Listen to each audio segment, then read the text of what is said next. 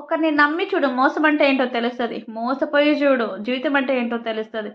10 మందితో తిరిగి చూడు జీవితంలో గుణపాఠాలేంటో నేర్పిస్తారు. మాటలందరూ మాట్లాడతారు, ఓదారుస్తారు అందరూ. కానీ అనుభవించే వాడికే తెలుస్తది బాధేంటో, నొప్పేంటో.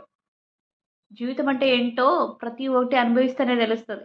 మాటలందరూ మాట్లాడతారు. మనం బాధలో ఉంటే ఓదార్చేది కొంతమందే. కానీ వాళ్ళకి తెలీదు గదా! బాధ ఎలా ఉంటదో.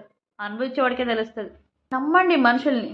ప్రేమించండి. కానీ వాళ్ళే ప్రపంచం మనం ఏ రోజైతే బతుకుతామో, వాళ్ళకి మనము ఏదో ఒక చోట చిన్న చూపుగా కనిపిస్తాం.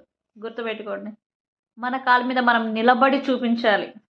మనం ఏంటో తెలిస్తే గాని ఒకరు మనకి విలువివ్వరు. గుర్తుపెట్టుకోండి.